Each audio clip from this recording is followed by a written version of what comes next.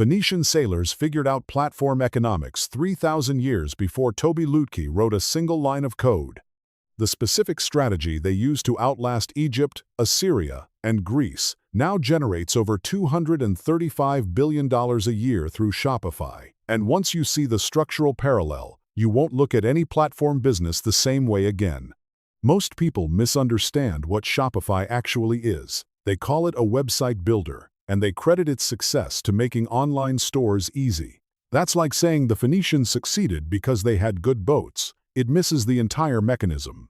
Shopify didn't win by building stores, it won by building a trade network, and that strategy was perfected in the coastal cities of Tyre and Sidon around 1500 BCE. Let me take you to the Eastern Mediterranean for a moment, because this geography lesson has a $100 billion punchline. The Phoenicians occupied a thin strip of coastline in what is now modern Lebanon. Their city-states of Tyre, Sidon, Byblos, and Berytus sat squeezed between the mountains and the sea, with almost no arable land, no massive army, and no empire in the traditional sense. Egypt pressed from the south, Assyria from the east, and eventually Greece and Rome would box them in even further. By every conventional measure of ancient power, the Phoenicians should have been a footnote. What they built instead was the most consequential commercial network the ancient world had ever seen. Maria Eugenia Aubet, whose research on Phoenician western expansion is considered definitive, describes a trade system stretching from the tin mines of Cornwall in Britain all the way to the gold markets of Ophir. Colonies appeared across the Mediterranean, from Carthage in North Africa to Gadir in modern-day Cadiz, Spain, with outposts dotting Sicily, Sardinia, and Malta in between. Herodotus, writing in the 5th century BCE, called their merchants the most far-ranging traders in the known world. And archaeological excavations at Kishan in Cyprus have uncovered Phoenician temple complexes built directly adjacent to copper-smelting workshops, which is proof that commerce and culture were completely inseparable in their system. And here's the part that actually explains Shopify. The Phoenicians didn't conquer territory, and they didn't extract resources the way Assyria or Egypt did. Their model worked differently at a structural level. They created value by enabling exchange between other parties, positioning themselves as the indispensable infrastructure layer of ancient commerce. Think about what that means in practice. Egypt had grain, Cyprus had copper, Spain had silver, Britain had tin, and Mesopotamia had textiles, but none of these civilizations were efficiently connected to each other. The Phoenicians never tried to own the grain, or the copper, or the silver. They built the network that let all of it move. Their ships were constructed from Lebanese cedar, the same wood that still appears on Lebanon's flag today, and they carried navigation expertise, standardized trade goods, and their famous Tyrian purple dye. That dye came from the mucus of Murex brandaris sea snails, and roughly 10,000 of those snails were needed to produce a single gram. That's not a product, that's a luxury supply chain compressed into a color, and it became so associated with wealth that Roman senators were legally restricted from wearing it. Then came the alphabet, which wasn't just a cultural achievement, but a trade technology. Developed around 1050 BCE, the Phoenician alphabet contained 22 characters. For comparison, basic literacy in Chinese requires roughly 3,000 characters, Egyptian hieroglyphs demanded hundreds of symbols, and Mesopotamian cuneiform used over 600 signs. The Phoenicians didn't build the most sophisticated writing system, they built the most adoptable one, and that distinction matters enormously. Because it was adoptable, it standardized communication across dozens of languages and made contracts, inventories, and commercial agreements possible at scale.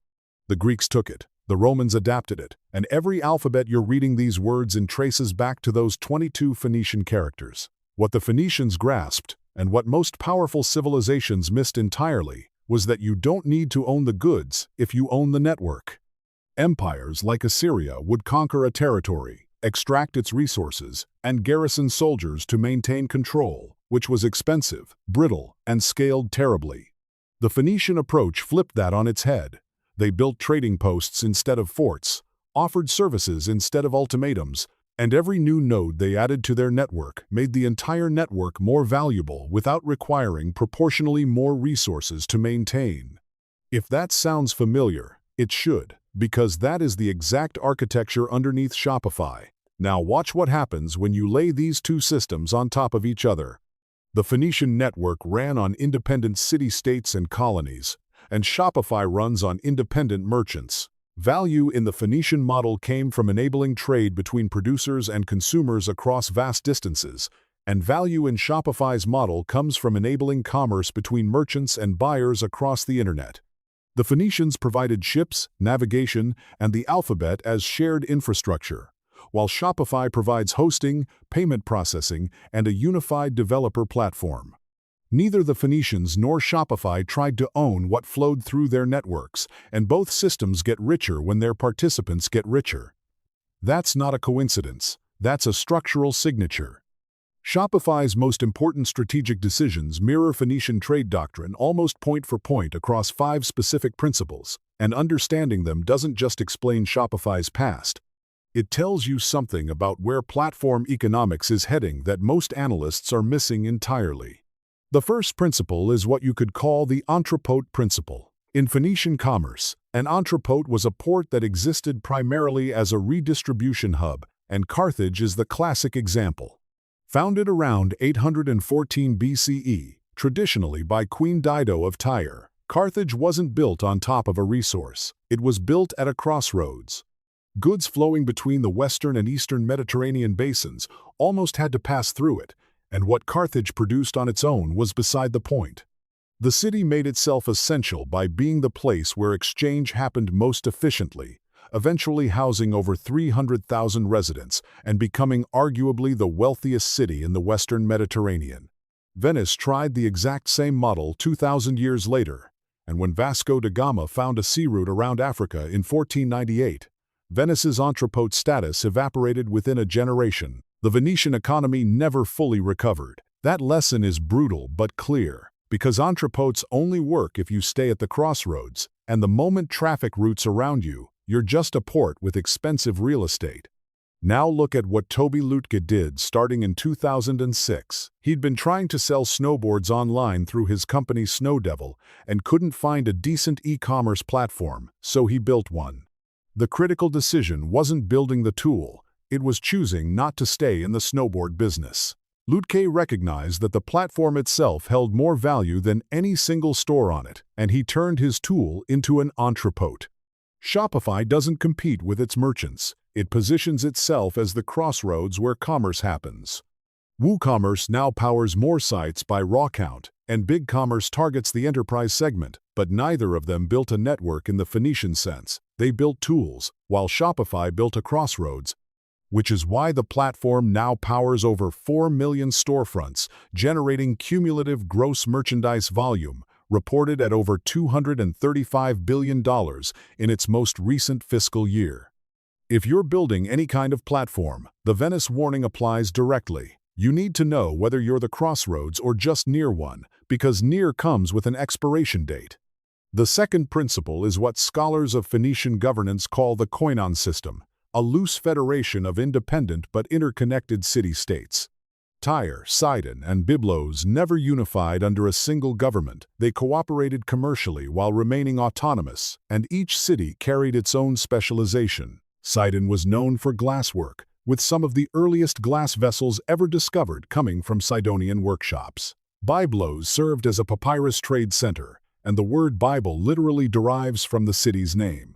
Tyre dominated the purple dye trade. None of them were homogeneous, and that diversity functioned as a strategic asset because the network could serve a wider range of needs than any single city ever could. The same principle makes biological ecosystems resilient, and incidentally, it's the same logic behind the European Union's common market, where diverse members share infrastructure with no single point of failure. Shopify's merchant ecosystem follows that pattern exactly. No single type of Shopify store defines the platform. Kylie Cosmetics scaled to a $600 million valuation through Shopify. The government of Dubai runs its official merchandise through the platform. Heinz sells direct-to-consumer ketchup, and a single artisan in Vermont sells handmade candles. All of them operate independently, all carry different specializations, and all connect through shared infrastructure like Shopify Payments, Shopify Shipping, and the Shopify App Store with its more than 13,000 third-party applications. When one sector dips, others carry volume, and that's exactly why the Phoenician network survived for centuries while monoculture empires collapsed after a single military defeat or crop failure. Assyria fell in 609 BCE, and its trade networks disintegrated almost overnight, but the Phoenician web kept functioning because no single node was critical to the whole. The mistake most platform builders make is trying to standardize their users, pushing everyone toward the same templates, the same pricing model, the same customer profile. The Phoenicians never did that. Shopify's decision to support radical merchant diversity, from a free trial hobby store to a Shopify Plus enterprise operation running millions in monthly revenue, is the coin-on system applied to SaaS subscription commerce. That's the second principle. And the third one changes how you think about growth strategy entirely. Phoenician historians describe something called the colony without conquest model. When the Phoenicians expanded, they didn't send armies, they sent traders. Scouts would identify a strategic location like a natural harbor or a river mouth near a resource, and a trading post would follow. Hanno the Navigator, a Carthaginian explorer, reportedly sailed down the entire west coast of Africa, establishing settlements, not through military force but through commercial proposition. These posts operated through mutual benefit, with the Phoenicians offering manufactured goods, access to the broader trade network, and technical expertise like advanced shipbuilding and metallurgy. Local populations received connection to a Mediterranean-wide economy they couldn't access on their own. The relationship was symbiotic rather than parasitic, and this is what made the Phoenician practice genuinely different from later European colonialism. They integrated nodes instead of subjugating populations. Shopify's approach to merchant acquisition follows the same logic.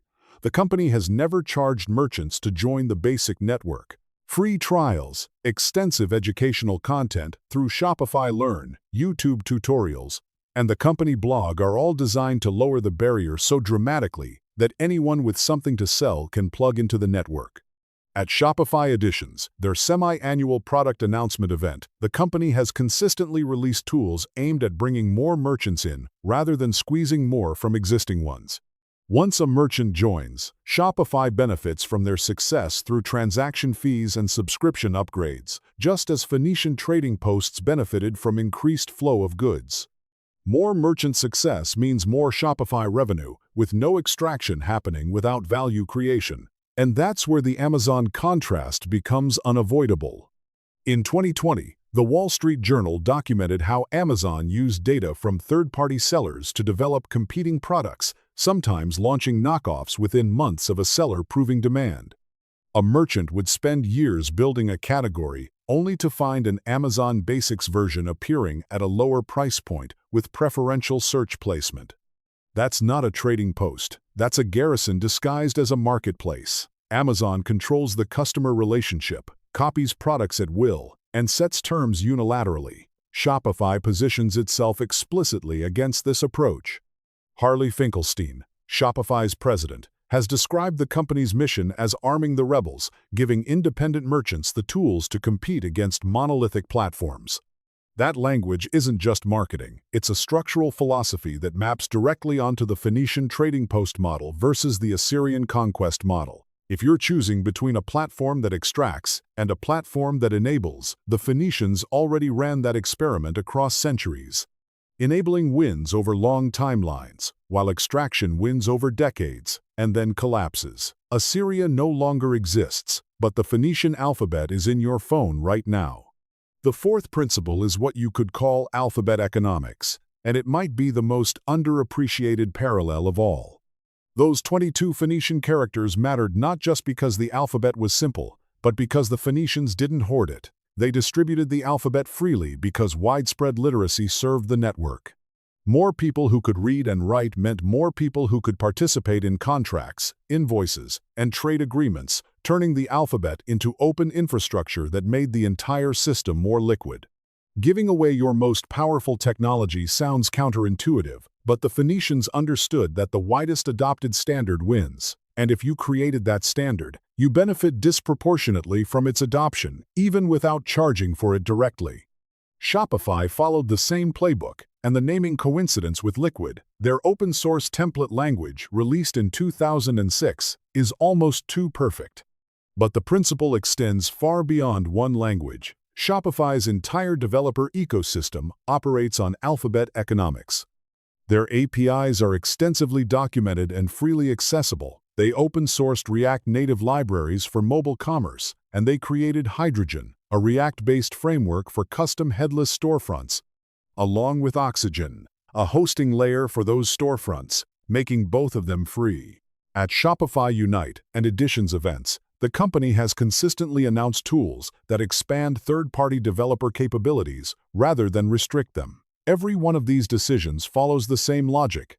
Give away the tools that expand participation in the network, because the network's value grows faster than any licensing fee could capture. Most tech companies instinctively want to lock down their tools, viewing proprietary systems as competitive moats. Apple nearly destroyed itself in the 1990s by refusing to license the Macintosh operating system, while Microsoft licensed Windows to every manufacturer that wanted it. And by the time Apple reversed course under Steve Jobs, Microsoft owned 95% of the desktop market. The instinct to hoard feels safe. What the Phoenicians understood, and what Shopify rediscovered, is that the opposite is true, because the widest adopted standard wins every single time. The fifth and final principle is strategic positioning, or what the Phoenicians would have recognized as controlling the strait. In ancient navigation, whoever controlled key passages like the Strait of Gibraltar, the Strait of Messina, or the approaches to the Bosporus, controlled the flow of commerce across entire regions. The Phoenicians placed colonies at exactly these choke points. Carthage controlled central Mediterranean passage, Gadir controlled Atlantic access, and Mautius sat at the western tip of Sicily guarding the narrows between Africa and Europe. They didn't need to patrol every mile of sea. They just needed to hold the points where routes converged. Shopify identified the equivalent choke points in e-commerce and built directly on top of them. Shopify Payments, powered by Stripe, sits at the transaction layer, meaning every dollar that flows through a Shopify store can flow through their payment infrastructure. ShopPay, their accelerated checkout with over 100 million users, converts at roughly 1.7 times the rate of standard guest checkouts, which means merchants are incentivized to adopt it, and customers are incentivized to keep using it. That's a strait. Their point-of-sale system extends Shopify's reach into physical retail, capturing the convergence of online and offline commerce, which is another strait. And the Shopify App Store, with over 13,000 apps, positions the company as the choke point between developers who build commerce tools and merchants who need them. Each of those is a passage that commerce flows through. Just like the Phoenicians didn't need to own every ship in the sea, only the harbors where ships had to dock, Shopify doesn't need to own every product sold online. It needs to be embedded at the junctures where transactions happen. But here's the risk that the Phoenicians also teach you about, and this is something most Shopify analysts ignore entirely. Carthage didn't fall because its trade model failed. It fell because Rome refused to play the trade game at all. Rome used military force to physically destroy the network. The Punic Wars weren't an economic competition. They were an annihilation campaign. In 146 BCE, Roman forces razed Carthage to the ground and reportedly salted the earth. The greatest commercial network in the ancient world didn't lose a business contest. It was erased by a rival that refused to compete on commercial terms. For Shopify, the analogous threat isn't big commerce or WooCommerce or any direct platform competitor. The real danger comes from regulatory action, antitrust enforcement, or a technological shift that makes Shopify's infrastructure layer bypassable.